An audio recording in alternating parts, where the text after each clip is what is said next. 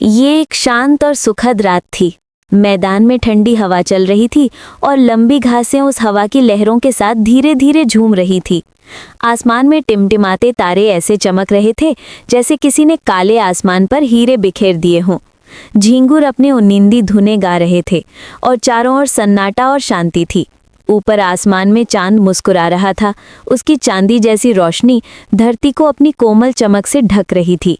उसके गोल मुलायम चेहरे से एक छोटी सी चांदनी झांक रही थी, जिज्ञासु, चंचल और ये जानने के लिए उत्सुक कि धरती पर जीवन कैसा होता है।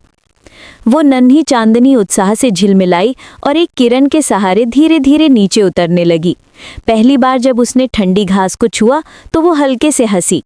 वो फूलों के बीच तैरती हुई चली गई और जहां जहां गई वहां की हर ओस की बूंद क्रिस्टल की तरह चमक उठी।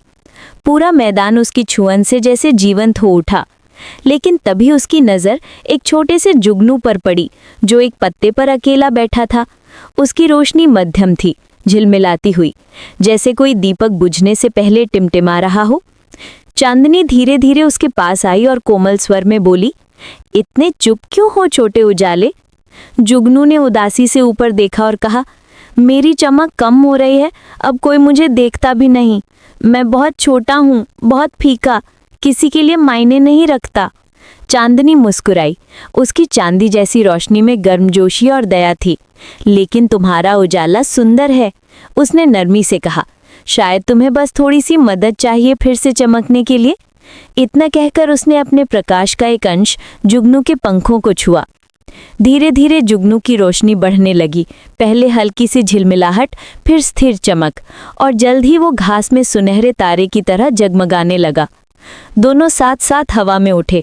जुगनू खुशी से फड़फड़ाया और चांदनी उसके बगल में नाचने लगी।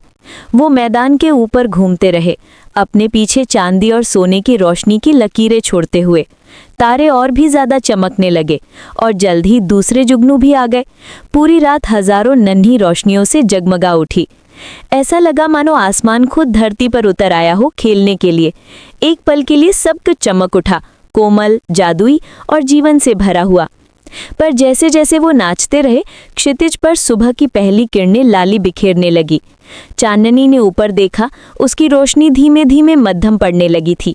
उसने फुसफुसाते हुए कहा, मुझे अब जाना होगा, सूरज बस आने ही वाला है। जुगनू ने धीरे से सिर हिलाया। मुझे फिर से चमकना सिखाने के लिए धन्यवाद। दोनों ने एक दूसरे को गले लगाया। चांदी और सोने की गर्म चमक में मैदान एक आखिरी बार जगमगा उठा। चांदनी आसमान की ओर लौटने लगी। उसकी रोशनी धीरे धीरे धुंधली होती गई जैसे जैसे सूरज ऊपर चढ़ता गया। जुगनू एक फूल पर उतर गया। उसकी छोटी सी रोशनी अब भी शांत और स्थिर थी। जैसे ही धूप मैदान में फैली, हवा में एक कोमल फुसफुसाहट तैर गई। सबसे छोटी रोशनी भी किसी की दुनिया को चमका सकती है। और इसके साथ ही दुनिया फिर से शांत हो गई।